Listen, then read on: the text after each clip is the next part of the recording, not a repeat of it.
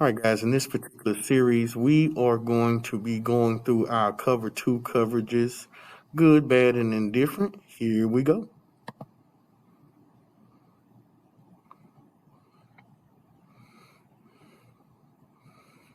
So, not horrible.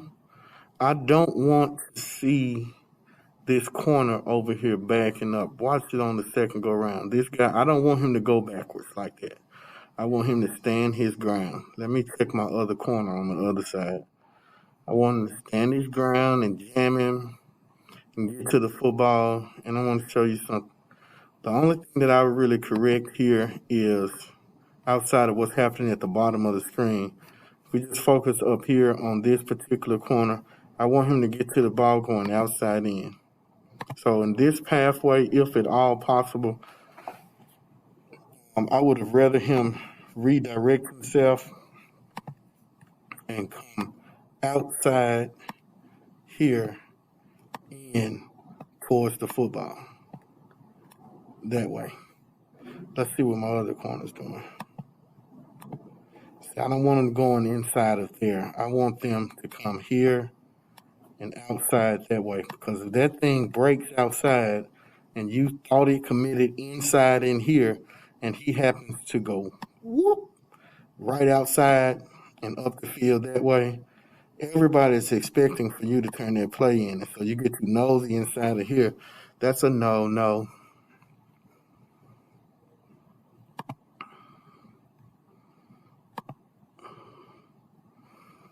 Let's look at my safeties here. So the safety should be reading high hats and low hats of the end man on the line of scrimmage, or mostly the offensive tackle. Okay. Both my safeties actually should be reading the end man of the line of scrimmage. So I want them reading and looking at that guy and reading and looking at that guy to help make a decision on if it's run or pass.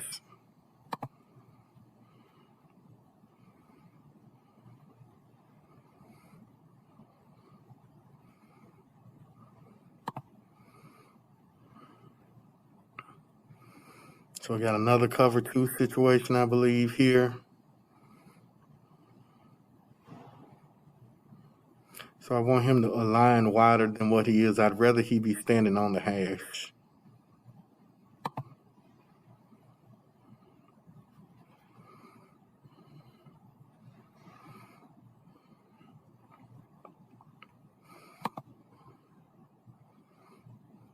So this is one we may be able to see better the read of the safeties.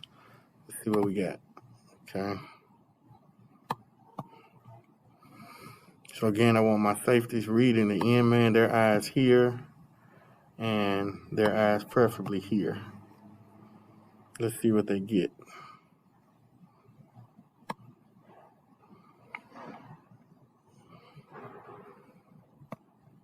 Both of those offensive linemen are doing a terrible job with their pad level, so we can't really get anything definitive from that. So you just continue as a safety to play it pass. Even though it turns out to be a run, that's okay.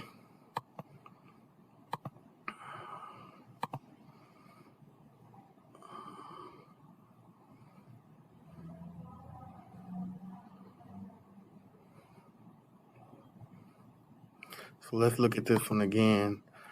I don't mind you playing with your alignment. To me, I would rather that he be off, but he's essentially funneling him in. You better not let him get outside of you. So he's funneling him in. It helps that linebacker there. Let's see what happens at the top of the screen. So at the top of the screen, he's dead wrong. Oh, we're actually in two-man. We're in two-man. So we're in man coverage here. So I was wrong on this one. This one shouldn't have been on today's film. But hey, it's there. So we may be in a situation where we're starting to go into two-man. Let me see here. So yeah, we're starting to go into two-man here in this particular game. And since we have time, we'll keep the party going. So we got two-man here. And what I would rather this corner be doing is taking away the inside if he's going to play him tight like this. And let's see the pathway of the receiver.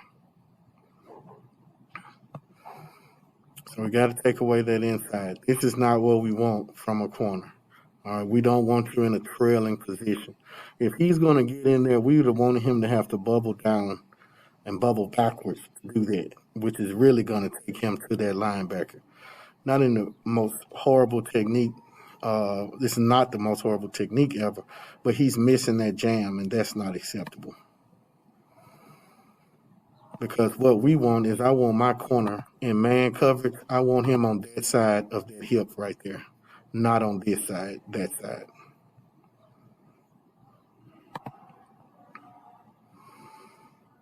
So everybody's glued to their man. We get the outcome we want. What I prefer from the linebackers is that they go and hug that back up. I really need them to go and get to that back. Let me focus on my LBs here.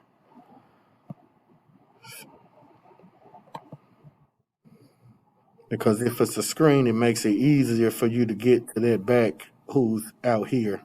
Go and hug him up and get to him immediately. Don't wait.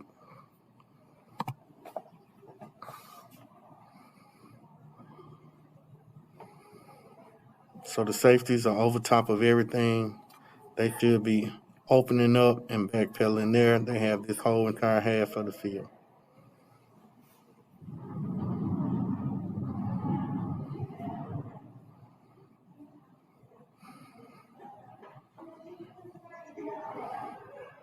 So my safety is messing up right now.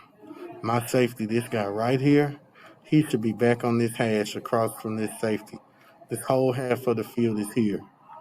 If we were in cover two, this would be a touchdown. So right now, my corner is doing an exceptional job getting back to where he needs to be because he would have expected help over top from a safety. And again, we're not getting the communication that we need here. And this is a terrible job if we're in two man. This safety is supposed to be here. He should not be down in there like that.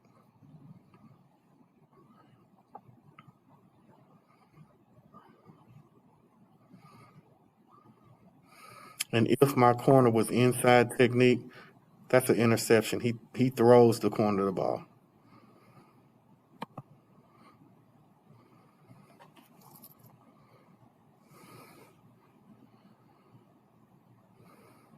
So in man coverage, talking about hugging up and taking your guy.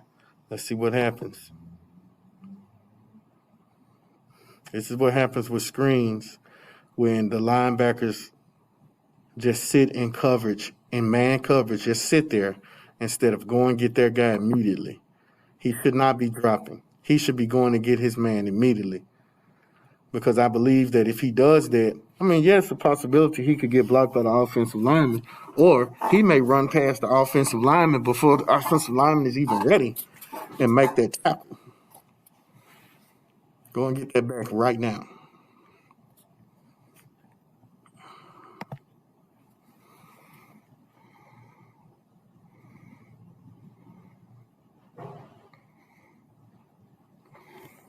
I had to take my hats off to him. I wasn't expecting a screen there. Good play call, but I expect this back to go and get this linebacker to go and get this running back immediately. Don't wait. The fact that you waited and just buzzed your feet, that set up the block. Set yourself up to be blocked. Be the hammer, not the nail. Be aggressive. That two man again.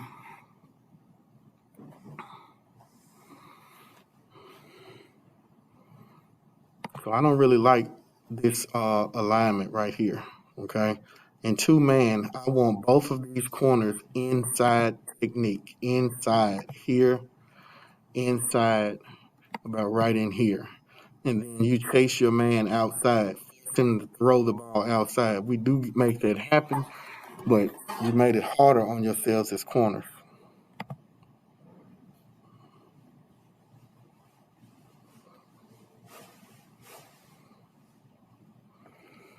This is why we got to have conditioning from our defensive line. This is supposed to be a pass rush uh, type of defense right now. He should be going around the edge. He should be going around the edge, and we're not getting that at all.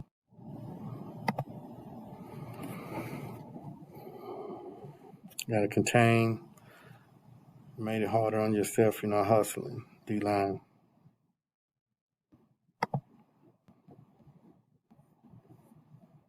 So don't understand the hesitation at all. We're in two man, he's double covered. There's really nothing they can do on that. So the rush didn't make that play, but I will say the coverage did.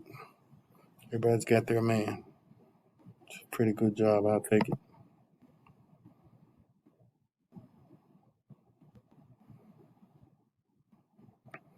Got two man on again. I was fully convinced when I ran this play that they were going to throw the ball. It's a good play call by them. I had to hand my hats off to them. Let's see what's going on in the interior of the defense. My two backers right here. It's what happens when your D-line does not get their hands on people. It makes it easy for them to get up to the next level.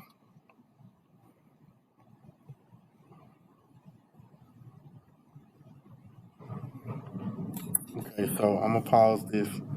They went inside with a lead block of the sniffer who was outside of here. He went behind the tackle and is leading up on my inside linebacker. However, if my D lineman right here was to sit and squeeze and reduce this gap, it makes it hard for this sniffer who was here, the wing, to come through here. And we're losing this battle because we're slow off the line of scrimmage. So when you're slow off the line of scrimmage, you're not able to fire off. He knows the snap count. You don't. So he's coming at you before you can come at him.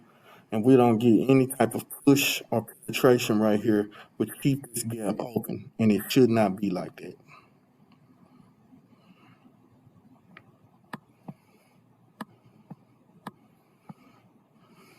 Both the defensive linemen are way too high. This is unacceptable on so many levels.